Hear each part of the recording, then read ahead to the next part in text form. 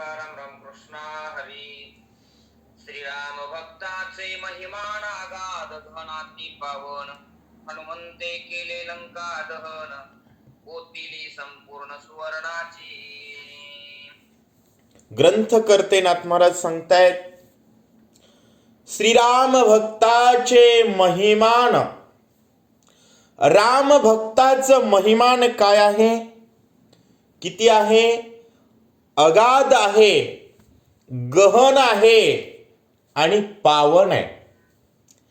बऱ्याच जणांचं महिमान अगाध असतं, कधी कधी गहनही असतं, पण पावन नसतं. अगाध असणं महत्वाचं आहे, गहन असणं महत्वाचं आहे आणि सोबतच पावन असणं महत्वाचं आहे. रामाच्या भक्ताचं महिमान अगाध आहे, गहन आहे, पावन आहे. अहो, त्या पावन महिमानाचा परिणाम काय? हनुमंते केले लंका दहन. हनुमंतानं लंकेचं दहन केलं आणि लंका सोन्याची बनली. याचा अर्थ अगोदर नव्हती. राम भक्ताच्या दहनामुळं लंका सुवर्णाची झाली. राम भक्त करीती कंदन, ते कंदन होय सुख संपन्न. ऐसे भक्तीचे महिमान, कृपा संपूर्ण रामाची. कृपा संपूर्ण रामाची. रामाच्या संपूर्ण कृपेचं लक्षण काय आहे हो? श्रीराम भक्त करीती कंदन. रामाचे भक्त कंदन करतात, ते कंदन होय सुख संपन्न. रामाच्या भक्तांनी केलेलं कंदनच सुख संपन्न होतं. हे कशाचं लक्षण आहे? ऐसे भक्तीचे महिमान. आणि हे परिवर्तन होणं, ही कृपा रामाची आहे असं सांगतायत.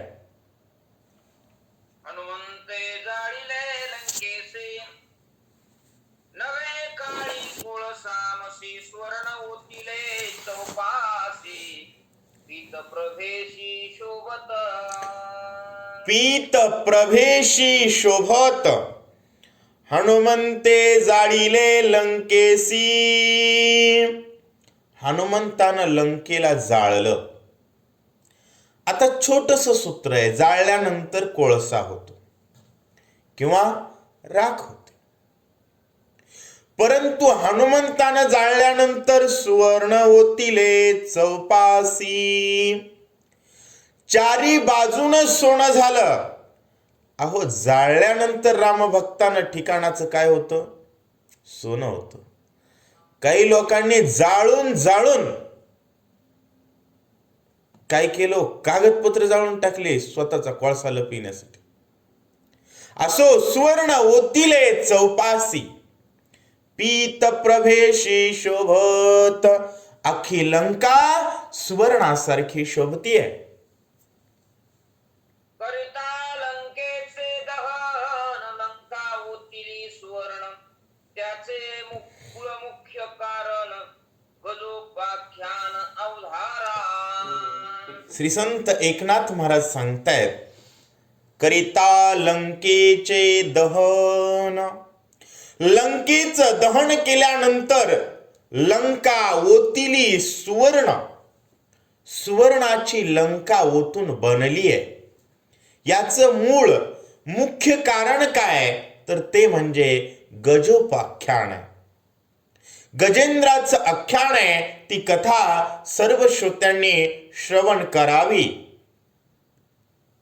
भगवंताचे कृपाळूपण, नाम स्मरणाचे महिमान. गजेंद्राचे धरण, प्रसंगे पूर्ण सुवर्णमय लंका. भगवंताचे कृपाळूपण, नाम स्मरणाचे महिमान. भगवंताची कृपाळूपणा आणि नामस्मरणाच्या महिमानाचा परिणाम काय झाला हो? गजेंद्राचे उद्धरण. गजेंद्राचा उद्धार झाला आणि लंका पूर्ण सुवर्णाची झाली असं सांगतायत. चालता कथा रामायण त्या माझी गजेंद्रोद्धरण लंका होतील स्वर्ण ते कारण सांगेन. नाथ महाराज म्हणतायत रामायणाची कथा सुरू असताना त्यामध्ये गजेंद्र उद्धरणाची कथा सांगतोय, कारण संदर्भ आहे काय? लंकावतीली सुवर्ण, लंका सोन्याची का झाली याचं स्पष्टीकरण देत असताना गजेंद्राची कथा येते. त्या कारणास्तव मी ती कथा सांगतोय असं म्हणतायत.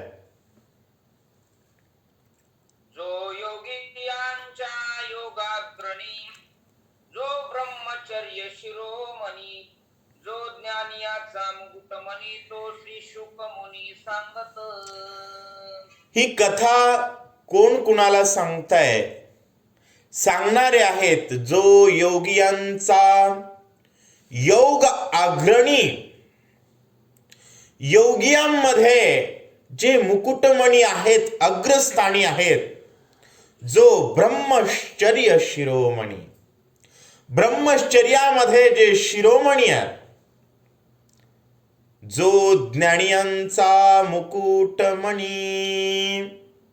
ज्ञानियांचा जणू काही मुकुटमणीच आहेत की काय, ते श्री शुकमणी ही कथा, तर ही मूळ रामायणातली कथा नाहीये. या ठिकाणी सांगतायत परीक्षिती राजाला श्री शुकमुनी सांगतायत ती कथा केव्हाची? हनुमंतानं लंका जाळल्यानंतर सोन्याची कशी झाली, जी कथा श्री शुकजींनी परीक्षिती राजाला सांगितली आहे, तीच कथा श्री संत एकनाथ महाराज भावार्थ रामायणामध्ये आपणा श्रोत्यांना सांगतायत. जो का वैराग्याचा निधी, ज्ञान विज्ञानाचा उदधी, जो का सदबुद्धीची बुद्धी, तो शुक त्रिशुद्धी बोलत. तो शुक त्रिशुद्धी बोलत, जो वैराग्याचा निधी. वैराग्याचं धन म्हणजे श्री शुकाचार्य आहे. कारण जीवनात ज्याला लंगोटीचाही लोभ नाही त्याला शुक म्हणावं. कशाचा? लंगोटीचा सुद्धा लोभ नाही. जे ज्ञान विज्ञानाचा उदधी, ज्ञान आणि विज्ञान याचा समुद्र. बघा, काही जणांकडे ज्ञान असतं, विज्ञान कळत नाही. काही जणांना विज्ञान कळतं, ज्ञान असतच नाही. ज्ञान नसणं आणि विज्ञानात चाणाक्ष असणं याला अज्ञान म्हणतात. त्यामुळं शुद्ध ज्ञान, संपूर्ण विज्ञान आणि या दोन्हींचीही अथांगता, अपारता, त्याला काय म्हणावं? तो शुक त्रिशुद्धी. ते म्हणजे शुकाचार्य आहेत जे ही कथा सांगतायत असं म्हणतात. जो पांडव कुळी कुळदीपक, कौरव कुळी कुळनायक, श्रोता परीक्षिती तत्योदक, श्रवण चातक कथार्थी. श्रवण चातक कथार्थी. श्रोते कोण आहेत? अगोदर वक्त्याचं वर्णन केलं, आता सांगतायत श्रोते. पांडव कुळाचे कुळदीपक, कारण भगवान श्रीकृष्णांनी त्या ठिकाणी युद्धाचं प्रयोजन केल्यानंतर पांडवांच्या समस्त कुळाचा नाश करावा म्हणून दिवाच विझवण्यावर काही लोक टपले होते महाराज. तो गुरुपुत्र असणारानं काय केलं हो? द्रौपदीचे 5 मुलं झोपीत मारले. अभिमन्यू उधात मारला गेला. उत्तरेच्या पोटातला गर्भ असणारा राजा परीक्षिती पोटातच मारावा याचा विचार कोण केला होता? गुरुपुत्र असणाऱ्या अश्वस्थामान आणि त्यातून भगवंतांनी वाचवलेले राजा परीक्षिती, ज्यांनी भगवंताला गर्भामध्ये पाहिलं होतं, ते परीक्षिती म्हणजे कोण आहेत? कौरव कुळी कुळनायक, कौरवांच्या कुळाचे कुळनायक. कौरव म्हणजे पांडव एकच, हे दोन्हींचं कुळाला कौरव कुळच म्हटलं जातं. त्या ठिकाणी कौरव कुळाचे कुळनायक असणारे अशा प्रकारचे श्रोते आहेत, ज्यांनी श्रवणासाठी चातक आहेत. पाणी सुद्धा पिलेलं नाही, कारण पाणी पिल्यानंतर शंका येतात किंवा लघु शंका येतात. कथेपासून माझं अनुसंधान चुकणारच नाही असे श्रवणार्थामध्ये चातक असणारे परीक्षिती या कथेचे श्रोते आहेत आणि वक्ते श्री शुकाचार्य आहेत. त्या परीक्षिती कारण गजेंद्राचे उद्धरण, श्री शुक सांगे आपण वस्ती स्थान गजाचे.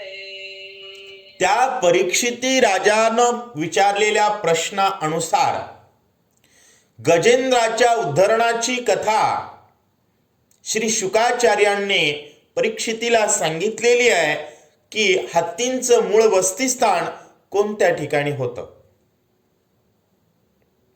त्रिकूट गिरीवर योजने आयुत 10 सहस्र, गंडकी पासोनी श्रीसागर एवढा थोर पर्वत.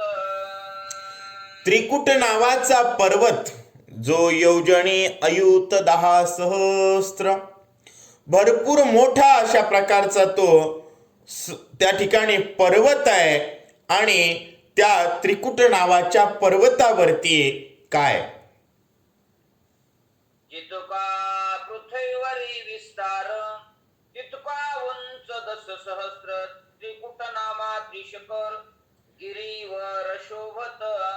गिरीवर शोभत. त्रिकूट, त्रिकोण कशाला म्हणावं? योग्य त्रिकोण बर का, ज्याच्या तिन्ही बाजू कशा आहेत? समान आहेत, लांबी, रुंदी, उंची. जमिनीवर जितका आडवा आहे तितकाच कसा आहे? उभा आहे. अशा प्रकारचा तो त्रिकुट नावाचा पर्वत अत्यंत शोभायमान दिसतोय असं सांगतायत.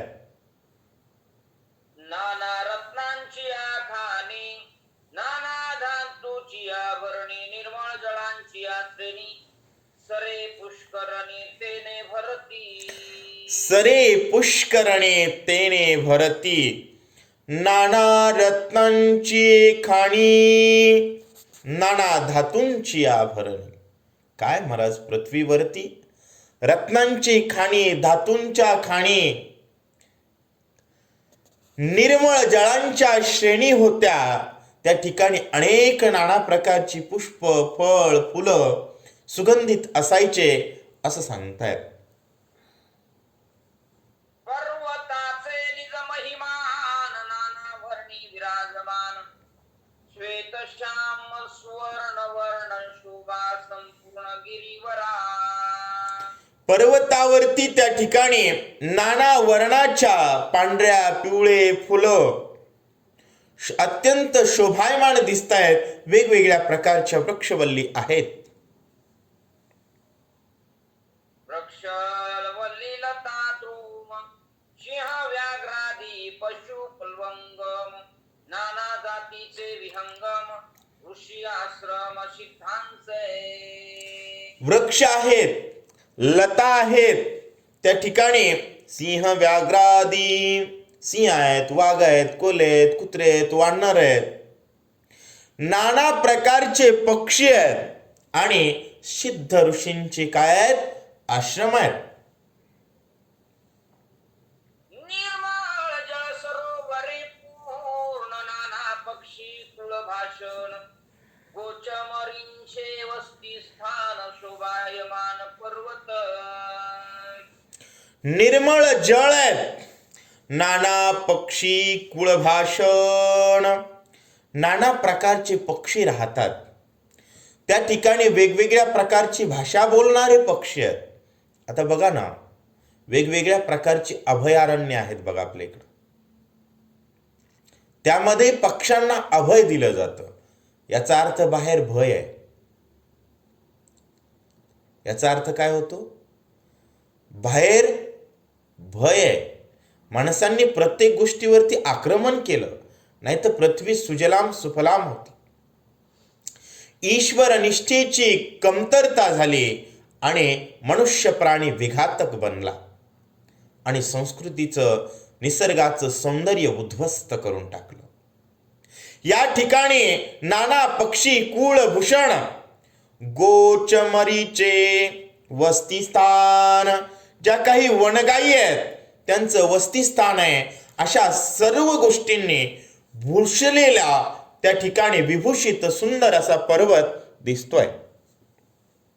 सुवर्ण ताम्र रौप्य खानी लोह निपजे लोह पाशानी नाना धातू प्रवाह श्रेणी पर्वतातुनी प्रसवती.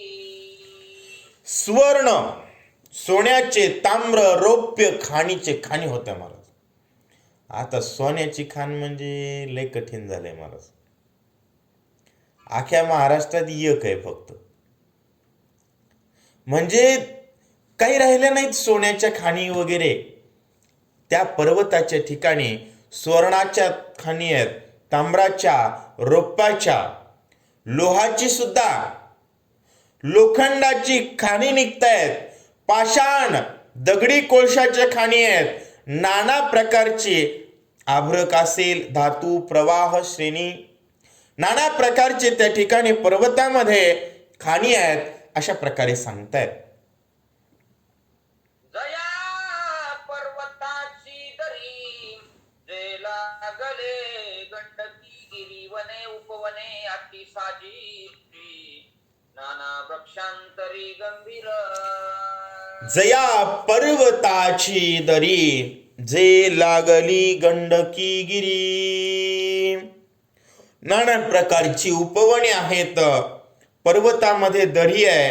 अत्यंत साजिरा अशा प्रकारचा गंडकी नगरीच्या दरीच्या बाजूला उभा असणारा हा पर्वत सुंदर दिसतोय असं सांगतायत. जे देखता उपवन विश्रांती ते पावे मन छाया शीतळ सुगंध पवन कोकिळा पूजन सुखकारी.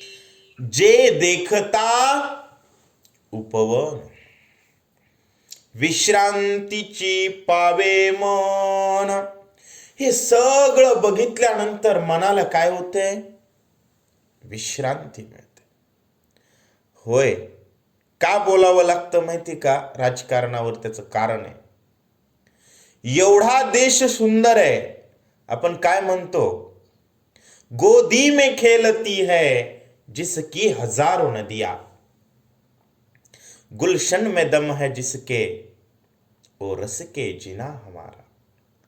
काय रस आहे हो आपल्यासाठी, साधू संतांसाठी? एखादं अभयारण्य आहे का? तपश्चर्या करण्यासाठी एखादं सुंदर काही ठेवलंय का हो? रिझर्वेशन एक तरी? काही नाहीये एवढ्या विशाल देशामध्ये. का? इथं संस्कृती आहे ना तपश्चर्या करण्याची. एखादं वन सरकारनं केलं का 70 वर्षामध्ये? किंवा या ठिकाणी जाऊन साधूंनी तपश्चर्या करावी? जिथं जाईल तिथं उताडा सेल्फी काढायला आहे.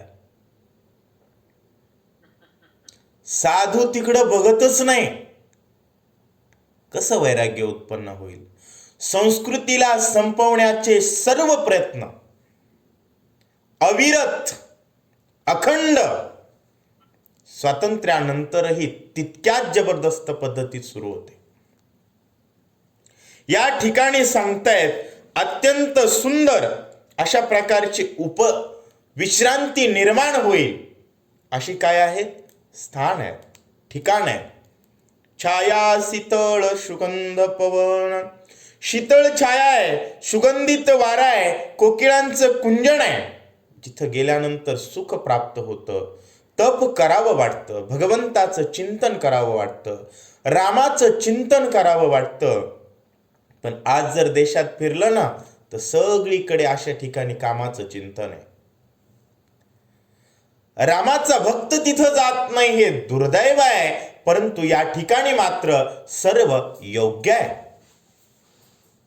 सर्व ऋतूंचे एकायतन, सर्व ऋतूंचे फळ पुष्पदान, त्यावनी सदा सुख संपन्न, क्रीडास्थान अप्सरा. क्रीडास्थान अप्सरा, सर्व ऋतूंचे एकायतन. जणू काही उन्हाळा आहे, पावसाळा आहे, हिवाळा आहे, सर्व ऋतू एकत्रच आहेत. सर्व ऋतूंचे फळपुष्पदान, फळ आहेत, फुलं आहेत, म्हणजे याला काय म्हणू आपण, सदाहरित वनस्पती, ज्याच्यामध्ये सतत फळं येतात. काही फळांना सीझन वाईज फळं येतात, परंतु सीझन नव्हतं इथं, सततच त्या ठिकाणी फळं येत होते. अशा प्रकारे सुखदायक, अप्सरांना क्रीडा करावं वाटावे, प्रत्येकाला फिरावं वाटावं, असं मनोरम ते वन होतं. अमृता परीस फळे सुस्वाद, कस्तुरी हुनी सुगंध, मलिया निळ सुस्वर संबंध, किडती आनंदे अप्सरा. अमृता परीस फळं कशी होती, सुंदर अशा प्रकारची फळं होती. कस्तुरीपेक्षा सुगंध येतोय. मलया नीळ सुस्वर संबंध, त्या ठिकाणी मलयाळ इंद्री नावाचं चंदन, त्याचा सुगंध येतोय.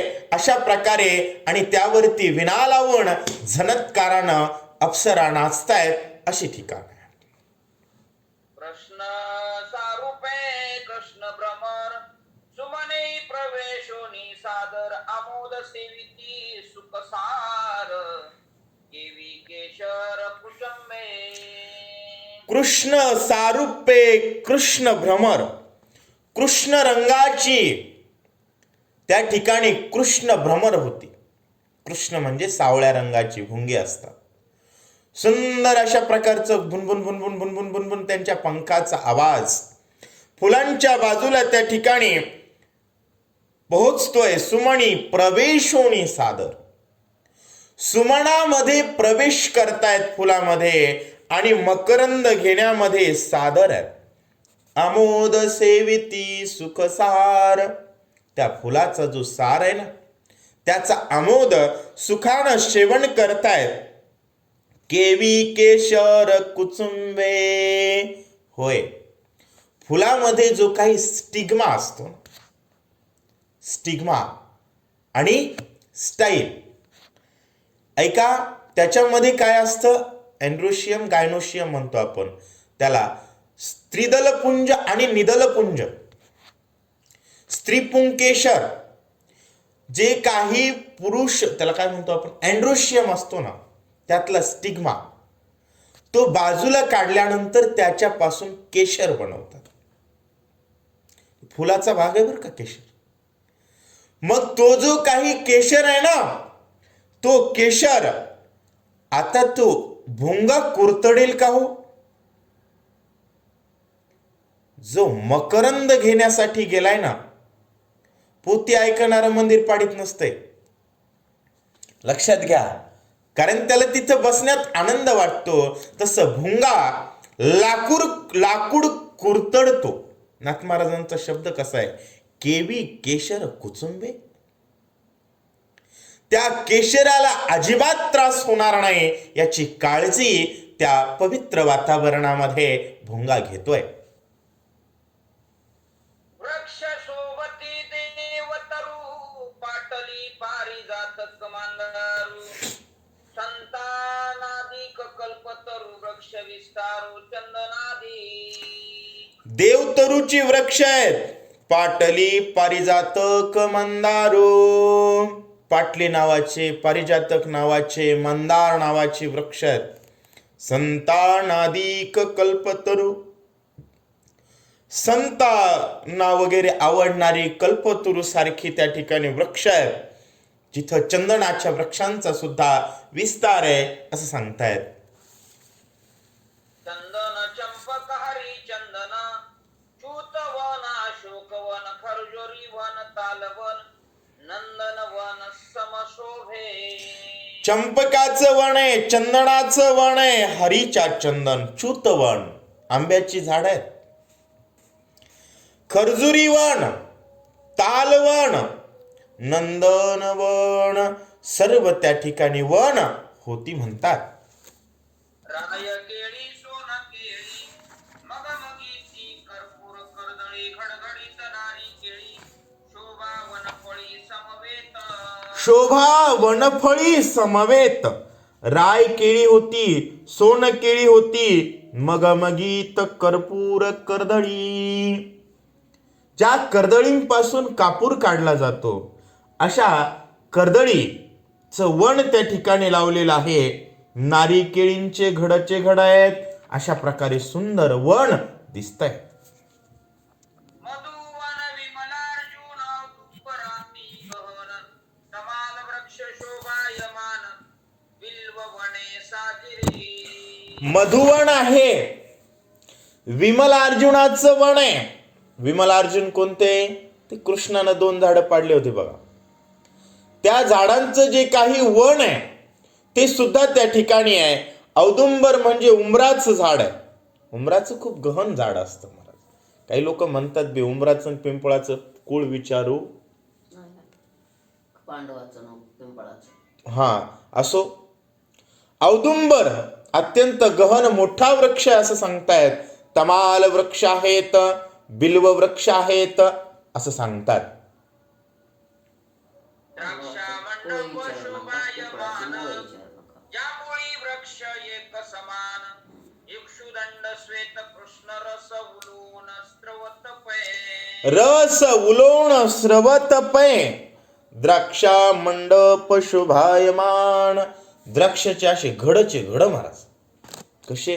मंडप. आता बघायचं कसं ते तारा लावून मस्त गुंपलेलं असतं. सुंदर अशा प्रकारचं जणू काय मंडप टाकलाय. अशी द्राक्षाची त्या ठिकाणी वेली होत्या. जांभुळी वृक्ष, जांभळीचे झाडच. इक्षुदंड म्हणजे ऊस. श्वेत पांढरी चट्टी असतात बघा ऊसावर. त्यानंतर कृष्णवर्ण, याला कृष्णा निरा जाती म्हणतात. 86-032 वगैरे जे काय आहेत ना, 86-032 असेल, संपदा असेल, हे जे काही ऊसाच्या जाती आहेत 712 असतील, या ऊसाच्या जाती जे आहेत कृष्णवर्णामध्ये येतात. काही पांढऱ्या वर्णाच्या ऊसाच्या जाती असतात. हे नाथ महाराजांनी तेव्हा सांगितलंय. आपले विद्यापीठ आता गुचक्या खायलेत, कळाले हे थोडं. हे खूप खोल आहे. रामायणापाशी विज्ञानाला यायला आणखी 1000 वर्ष लागेल तर कुठं एखादा टक्का येतील. त्यामुळे रामायणाला विज्ञानवाल्याने म्हणायचं नाही रामायणाला कळतं का, तुला रामायणापाशी यायला 1000 वर्ष लागतील. इतकं रामायण पुढे आहे. नाथ महाराज म्हणतायत इक्षुदंड श्वेत कृष्ण अशा प्रकारे ऊस त्या ठिकाणी फुटतायत. आम्हाला जरा शिकवायला.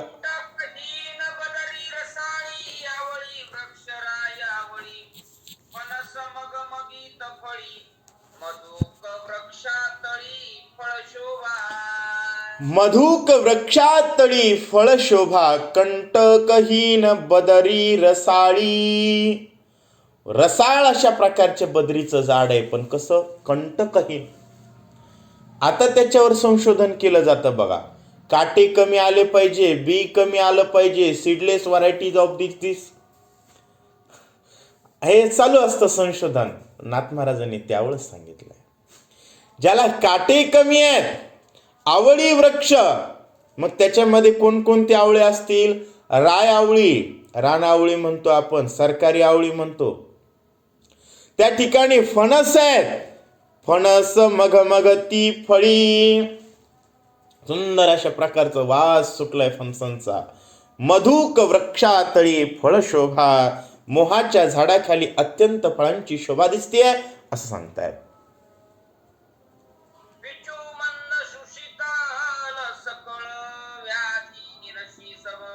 वा.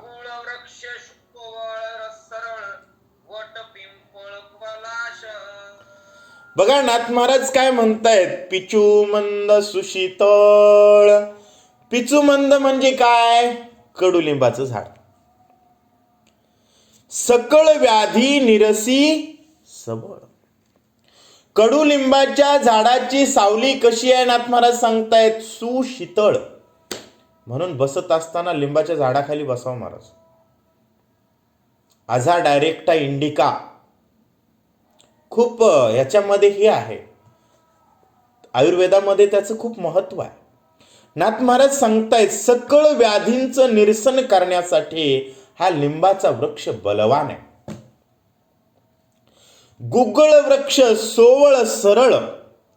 गुग्गुळ नावाचे वृक्ष असे सरळचे सरळ आहेत.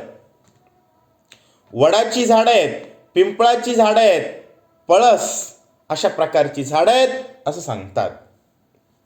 लिंबोनी नारंगी पोफळी, राय लिंबोनीच्या हरी विशाळी, कपिस्थ वनाची नवाळी, वर्तुळ फळी परिपक्व.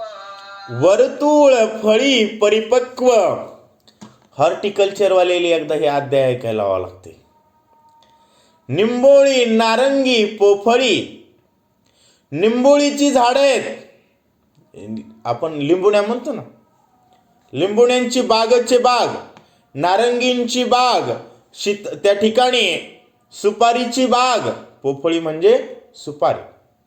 राय निंबोणीच्या हरी. निंबामध्ये वेगवेगळे प्रकार असतात. कागदी लिंबू, स्वीट लाईम, ऑरेंज वगैरे वेगवेगळे जे काही प्रकार असतात त्या राय निंबोणीच्या हरीचे हरी आहेत. विशाळ कत्पित वनाची नवाळी.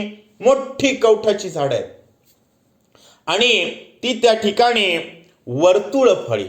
कवठाचं फळ कसं असतं, एकदम गोल असतं, राऊंड शेप असतं आणि परिपक्व झालेली फळं आहेत असं सांगतायत. ओरांटे जेविका कोविदार, वृक्ष वटाहुनी थोर, श्वेत पीत पुष्पी सुंदर, आणि बीजपूर मातुलुंगे.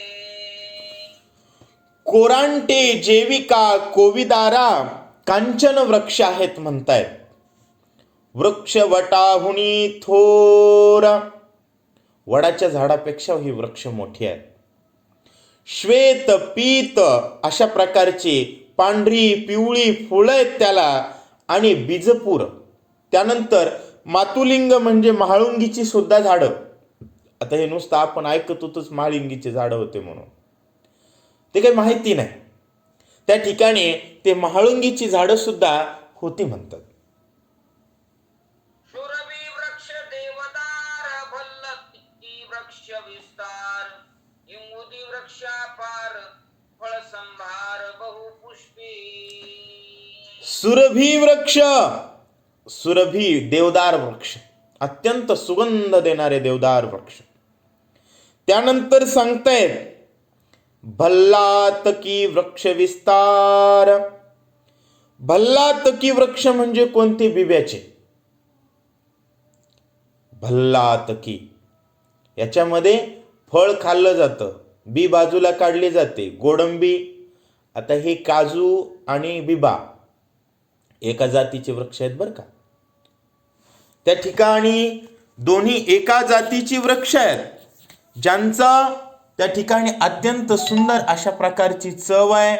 त्यानंतर हिंगणबेटीचे जे काही इंगुदी नावाचे वृक्ष आहेत, अशा प्रकारचे बहुफळांनी भरलेले, बहुपुष्पांनी भरलेले वृक्ष आहेत असं सांगतायत. असंख्यात नेनो किती सांगायचे. तेने शोभा पर्वती ऋषी वसती मुनी सिद्ध. ऐसिया वृक्षांच्या जाती. अशा वृक्षाच्या अनेक जाती होत्या. किती? असंख्यात नेनो किती. आता लोक म्हणतात ह्या जंगलात एवढं भेटतंय तेवढं भेटतंय. नाव बी पाठ आहेत का नाही की रेकॉर्डला एवढे पाहिजेत बरं का. आपण निसर्ग पूजक आहोत. आपण या गोष्टींचं वाढवणं केलं पाहिजे. अनेक अशा प्रकारच्या विचित्र वेगवेगळ्या सुंदर अशा वृक्षांच्या जाती पर्वतावरती शोभतात. तेने शोभा पर्वती. त्यामुळं पर्वताची शोभा वाढलीये. म्हणून काय होतंय हो, ऋषी वसती मुनी सिद्ध. आता जर एखाद्यानं म्हणला मला ऋषी व्हायचंय तर अख्ख्या भारतात ठिकाण आहे का हो? ऋषीनं कुठं फिरावं कुठं राहावं काहीतरी नियोजन केलंय का? काहीच नाही आहे. केवळ संस्कृती बुडवण्याच्या एकमेव ध्येयानं प्रवृत्त असणाऱ्या लोकांनी ही परंपराच नष्ट करावी या हेतून राज्य केलं. आज साधून संन्यास घ्यायचा म्हणलं तर आहे का ठिकाणा? नाही ठिकाणा. ही सुंदर वृक्ष होती म्हणून साधू संत सिद्ध लोक राहत होती. त्या गिरिकंदराचे ठाई एक आगाध सरोवर पाही तिच्या जळा मर्यादा नाही पूर्णत्व ठाई परिपूर्ण. पूर्णत्व ठाई परिपूर्ण त्या गिरिकंदराचे ठाई. त्या अशा सुंदर पर्वतावरती एक सरोवर होतं आणि तेथीच्या जळा मर्यादा नाही. तिथल्या पाण्याला मर्यादा नव्हती. भरपूर अशा प्रकारचं पाणी होतं. अशा प्रकारे सांगतायत. न्यून्य पूर्णता जळी असे नाची पुणे काळी रातोत्पळी शीतोत्पळी हेम कमळी शोभत. न्यून्य पूर्णता जळी. न्यून्य जे आहे ते पूर्ण होईल अशा प्रकारचं जळ. त्यामुळं न्यून्य का कुठंच नाहीये, कमतरता नाहीये. रातोत्पळी सांगतायत तांबड्या कमलांची, शीतोत्पली पांढऱ्या कमलांची, वेगवेगळ्या कमळांची फुलं दिसतायत. कुमुदे कल्लारे निलोत्पले मल्लिका शतपत्रे कुंदुभळे जळचांचले चलत कळे मळे जळ परिमळे स्वादिष्ट. कुमुद नाना प्रकारची त्या ठिकाणी कुमुद आहेत. कल्लारे निलोत्पले नील उत्पत्ती असणारी फुलं आहेत. मल्लिका शतपत्रे त्या ठिकाणी नाना प्रकारच्या शतपत्र वनस्पतीच्या कळ्या आहेत. हेम कळ्या आहेत. त्यानंतर आपले लवंग हे पीक म्हणजे वृक्षाची कळी आहे. अशा प्रकारच्या वेगवेगळ्या कळ्या शोभायमान दिसतात असं सांगतायत. समस्त ऋतू एका काळे सुपुष्पित सदा फळे सरोवरींची जळे क्रीडती सकळे जळचरे. क्रीडती सकळे जळचरे. समस्त ऋतू एका काळे. एकाच काळात संपूर्ण ऋषी येत होते ऋतू. त्यामुळं सर्व प्रकारची फळं एकदाच येत आहेत. सपुष्पित सदा सफळे आणि सुंदर अशा प्रकारचं जळ आहे, सरोवर आहे. अशा प्रकारची जनता क्रीडा करते. सरोवरी जळचर मत्स्यपच्छ पर्वताकार त्यासी ग्रासी ऐसा नक्र थोर थोर गजग्राहो. त्या सरोवरामध्ये वेगवेगळे जळचर आहेत. मत्स्य कच्छ पर्वताकार पर्वतासारखी मासी महाराज. आता असं बोटभर झालं, बोटभर मासा झाला, चुटुकून जाळं टाकालेत. पर्वतासारखा कधी होऊ द्यावा महाराज. त्या ठिकाणी पर्वतासारखं मोठमोठे कासव मनुष्यानं इतर जीवन उद्ध्वस्त करून टाकले. जसं काही यायच्याच बापाचं आहे. माणूस जगून सृष्टीला काय फायदा आहे सांगा बरं. ज्या माणसांची ईश्वरावर निष्ठा नाही काय फायदा आहे. यांनी कासव ठेवले नाही, जळचर ठेवलं नाही, कुठला पशु ठेवला नाही, कुठला पक्षी ठेवला नाही, सगळे खाऊन टाकले. अहो चांगली असणारी ज्यावेळेस सृष्टी होती त्यावेळेस पर्वतासारखे त्या ठिकाणी मोठमोठे काय होते, मासे होते. त्यासी ग्रासी ऐसा नक्र आणि मोठमोठ्या माशांना खाणाऱ्या मगरी, मोठमोठे नक्र त्या ठिकाणी होते जे गजाला ग्रहण. मुख्य आख्यान कोणतं आहे? गजोपाख्यान सांगायचंय. हत्तीला ग्रहण करणारे मगर होतं.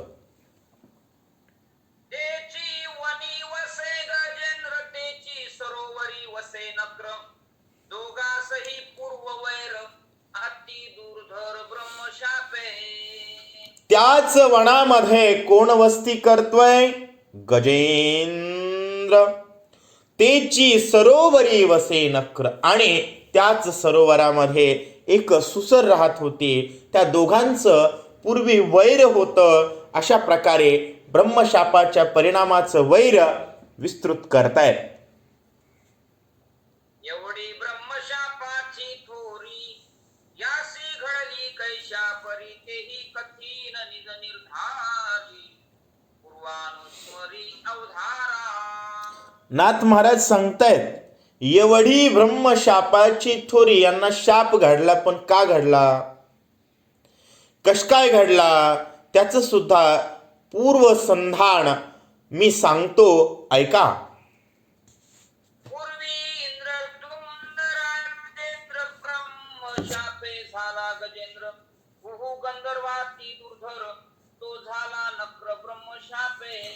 पूर्वी इंद्रदुम्न नावाचा राजा होता, जो ब्रह्मशापानं काय झाला, गजेंद्र झाला. गजेंद्र.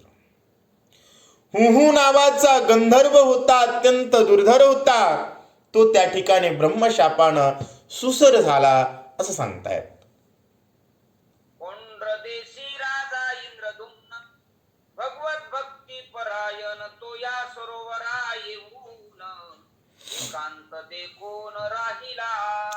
पौंड्र नामक देशामध्ये इंद्रदुम्न नावाचा राजा राहत होता, जो भगवत भक्तीत परायण होता, हरिभक्त परायण होता. तो या सरोवरा येऊन एकांत पाहिला, सुंदर वाटलं, राजा रमला आणि राहिला. एकांत आणि विश्रांती, राव सुखावला चित्ती. तेथे राहुनी नेमस्ती, व्रत कालवी तपश्चर्या. एकांत आहे आणि विश्रांती आहे. राजाला आनंद वाटला आणि त्या ठिकाणी राजा थांबलेला आहे, तपश्चर्या करतोय, व्रत करतोय. म्हणजे राजानं काय केली पाहिजे, तपश्चर्या. आधीचे राजे तपश्चर्या करायचे आणि राज्य कारभार करत असताना ते राजयोगी असायचे, नंतर तपश्चर्या करायची. महाराज राजान तप 12 वाजता काही राजे उठत आहेत. 12 वाजता काय तप करणार आहेत, काय कल्याण करणार आहेत. राजानं तप केलं पाहिजे. तो राजा वन पाहून तपश्चर्या करतोय. तोची राजा इंद्रधुम्न, त्रिकाळ करिता संध्या स्नान. केशवळीले जटा ग्रंथन, तपस्वी पूर्ण तापसत्वे. तोच इंद्रदुम्न नावाचा राजा त्रिकाळ करिता संध्या स्नान. त्रिकाळ स्नान करायचं. त्रिकाळ दिवसातून 3 वेळास. केवळ वळीले जटा ग्रंथन, पूर्ण त्या ठिकाणी अशा प्रकारे जटा बांधलेल्या आहेत. तपस्वी तापसत्व धरून तपश्चर्या करतायत असं सांगतायत. तो एकेकाळी इंद्रधुम्न, आराधन काळ लक्षून. ते सरोवर दत्ती करोनी स्नान, घालोनी आसन वैसला. एका दिवशी तोच इंद्रदुम्न नावाचा राजा आराधन काळ लक्षात घेतलेला आहे की ही काळ योग्य आहे. ते सुकाळ पाहून त्या ठिकाणी तपश्चर्येसाठी सरोवराच्या बाजूला स्नान करून आसन घालून बसलेले आहेत.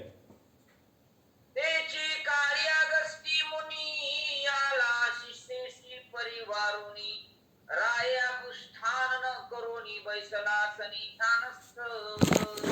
या ठिकाणी सांगतायत तेची काळी अगस्ती मुनी. राजा तपश्चर्येला बसण्याच्या थोडा अगोदरच कोण आले, सहपरिवार शिष्यासहित अगस्ती ऋषी आले. आणि राये अभ्युत्थान न करोनी, राजानं काय केलं नाही, नमस्कार केला नाही. आता राजाची अपॉइंटमेंट घ्यायला साधूला दरवाजात उभं राहावं लागते. 2-2 महिने राजा काही बोलत नाही, आणि तरी साधू उभं राहून म्हणतोय, अमुक अमुक फलाने बिस्ताने साहेबांनी एवढे सत्कर्म केलं. कुठं केलं काय माहिती, मायक्रोस्कोप लावलं तरी दिसना. अहो, राजानं नुसता उठला नाही, अगस्तींना काय आला, राग आला महाराज. त्या ठिकाणी राजा ध्यानस्थ बसलेला आहे, अगस्ती मुनी आलेले आहेत. ऋषी येता देखोनी राये सांडिला उपेक्षोनी नाही न मना विस्थानी बैसला ध्यानी ध्यानस्थ. ऋषी आलेले पाहिले आणि राजानं पाहून उपेक्षणा केली. काय महाराज, रामायणाचे संस्कार का पाहिजे. आता जायचं एखाद्या ऑफिसच्या बाहेर बसायचं, उभं राहायचं, काम आहे म्हणून. अधिकारी म्हणतोय मला काम आहे जरा थांबा, आणि मोबाईलवर उगाच व्हॉट्सअप चलिते. व्हॉट्सअप काहीच काम नसते पिस्तुल्याला. आज जाऊन काउन्सिल दवाखाना धरून. पण खरंय, रामायण का ऐकावं, यासाठी ऐकावं. अहो, तो एका दिवशी शेतकऱ्याचंच पोरगा असते, पण इतकं मस्त होऊन माजतं ना, अधिकारावर बसल्या बसल्या काम नसताना माणसाला बाहेर उभं करतं. या ठिकाणी सांगतायत राजानं पाहिलं ऋषीला आणि काय केलं नाही, उठला नाही, आदर सत्कार केला नाही, स्वागत केलं नाही आणि ध्यान करतोय असं सांगतायत. साधू सर्वांगी चैतन्य घन त्यासी न भजता धरी ध्यान ते ध्यान नव्हे परम विघ्न अद्दपतन ध्यान गर्वे. माय बापांनो, श्रवण करा. साधू सर्वांगी चैतन्य घन. साधू हे सर्व अंगानं चैतन्य घन आहेत. ते चालते ज्ञानाचे बिंब, तयाचे अवयवते सुखाचे कोंभ. आणि असं चालतं बोलतं ज्ञानाचं बिंब समोर येऊन उभं राहिल्यानंतर उगं म्हणायचं, होय मला तपश्चर्या करायची आणि मोह ध्यान लागाले, डोंगी भावा कुठला. या ठिकाणी सांगतायत त्यासी न भजता धरी ध्यान. साधूचं भजन न करता, साधूचं स्वागत न करता धरलेलं ध्यान, ध्यान नव्हे काय आहे ते, नाथ महाराज म्हणतायत परम विघ्न. म्हणून तर म्हटलं जातं, देव सारावे परते संत पूजावे. आरती घेऊन संताची पूजा देवांना लांब मागे उभं राहून करावी, हा परमार्थ आहे. आणि जर हा नाही केला, साधूची पूजन जर नाही केलं ना, होय 5व्या अध्यायात सांगितलं ना, 6व्या अध्यायामध्ये, साधूची पूजा जो करत नाही ऊर्ध्वगमन असेना. इथं सांगतायत अद्दपतन ध्यान गर्भे. ध्यानाच्या गर्भानं निश्चितच त्याचं अधपतन झाल्याशिवाय राहत नाही. ध्यान गर्व ज्याचे ठाई ज्ञान गर्वे जो हुताना पाही विद्या गर्वी मुसमुसी देही तो नर पाही अद्दपाती. ध्यान गर्व ज्याचे ठाई, ध्यानाचा गर्व ज्याच्या ठिकाणी आहे, ज्ञानाच्या गर्वानं जो उताना झाला ना, काही लोक थोडं येत महाराज, असंच चलतंय, असंच बघतच नाही. एका गावात मी सतत जातो बरं का, मला कधीच वागानं राम राम केला नाही 3 वर्षात, पण मी त्याला जाईल तेव्हा राम करतो. राम महाराज बघतच नाही, असंच जाते. केव्हा गेल्या वर्षी गेल्या जन्मात दोरा कोरलाय काय माहिती. अवघड असतं. ध्यान गर्वे ज्याचे ठाई, ध्यान गर्वानं जो उताण आहे, विद्या गर्व त्याच्यात असा मुसमुस मुसमुस मुसमुस करतोय, तो नर म्हणजे काय, अधपाती. तो अधपाताला जातो असं सांगताय. साधू सच्चिदानंद व्यक्ती ध्यानी काल्पनिक मूर्ती साधू पेक्षा ध्याना प्रती ते अद्दपाती ध्यान गर्वे. साधू सचितानंद व्यक्ती. साधू म्हणजे काय? सद, चिद, आनंद. सदोदित चिद अच्युत अशा आनंदावरती विराजमान असणारे संत म्हणजे साधू. व्यक्ती म्हणजे साधू. ध्यानी काल्पनिक मूर्ती. आणि ध्यानामध्ये काल्पनिक भगवंताची मूर्ती येते. ते बी ध्यान लागलं तर, ध्यानाचं नाटक केल्यास नाही. ध्यान लागल्यानंतर देवाची काल्पनिक मूर्ती उभी राहते. आणि साधू म्हणजे साक्षात मूर्ती आहे. म्हणजे साक्षात मूर्तीची अवहेलना करायचे आणि काल्पनिक मूर्तीची अपेक्षा करायचे. साधू उपेक्षा जर ध्यानाचा नाटक करून केली तर ते काय? ते अद्धपाती ध्यान गर्वे. मला ध्यान येतंय या गर्वानं ते अद्धपाताचे पाहुणे होतात असं नाथ महाराज सांगतायत. उपेक्षोनी साधू सज्जन जो साक्षेपे आदरी ध्यान ध्यान नव्हे ते नागवन आपण नाडिले. आपण नाडिले. उपेक्षोनी साधू सज्जन. साधूंची सज्जनांची उपेक्षणा करून जो साक्षेपे आदरी ध्यान, जो ध्यान लावण्याचा प्रयत्न करतोय ना, ते ध्यान नाही आहे, स्वतःचे नागवन आहे. स्वतःला उघड करण्याचा तो प्रकार आहे आणि आपणा आपल्या परमार्थाचा घात करणे असं सांगतात. ब्राह्मणी नाही ब्रह्मभाव भूती नाही भगवत भाव याचे ध्यान चित्त वाव आला अभाव ध्यान गर्वे. होय, ध्यान ब्राह्मणी नाही ब्रह्मभाव.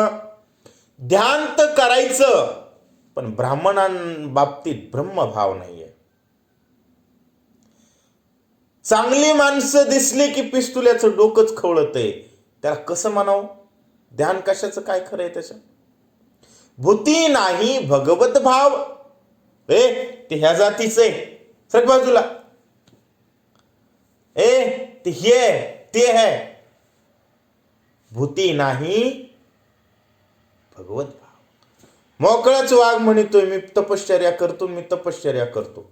नाथ महाराज काय म्हणतायत? त्याचे ध्यान चित्त काय आहे? वाव म्हणजे व्यर्थ आहे. एवढंच नाही, त्याच्यावरती अपाव, अला अपाव ध्यान गर्वे. मला महाराज म्हणावं लोकांनी माझ्या पाया पडावं म्हणून काही बी सांगत सुटत आहे लोकांनी, काही बी. आणि काय होतं महाराज? व्यासपीठावर बसणं इतकं सोपं नाही. बस इतकं सोपं नाही आहे. लोक आपला शब्द प्रमाण मानतात आणि त्या शब्दात जीवन खपवतात. एक जर चुकीची गोष्ट आपण सांगितली ना, त्याची रिस्पॉन्सिबिलिटी असते. शस्त्र चुकलं तर एकाचा जीव जाईल, शास्त्र चुकलं तर अनेकांचा जीव जातो, अनंत काळापर्यंत जातो. रामायणात जर सांगितलं याला विचारू नये लागतंय, लोक त्याला अनेक वर्ष विचारत नाहीत. पाप कोणाला लागल? सांगणारा लागल का नाही? भेदभाव करावा लागतंय. कुठं सांगितलंय रामायणात? कुठं सांगितलंय भगवद्गीतेत? कोणत्या शास्त्रात सांगितलंय? एखादं शास्त्र दाखवा. नाही महाराज. पोटासाठी काहीही करण्याचा तो प्रकार आहे. आणि ते म्हणजे काय? मी ध्यानी आहे, मी ज्ञानी आहे आणि माझी पूजा करावी या पाखंडातून उत्पन्न झालेला कुतर्क आहे तो. आणि त्यामुळं ध्यानगर्व करणाऱ्या लोकांवर काय येतो? अला अपाव ध्यान गर्वे असं संत एकनाथ महाराज म्हणतायत. या ठिकाणी थांबूया. पुंडलिका वरदे हरी विठ्ठल. श्री ज्ञानदेव तुकाराम रामकृष्ण हरी.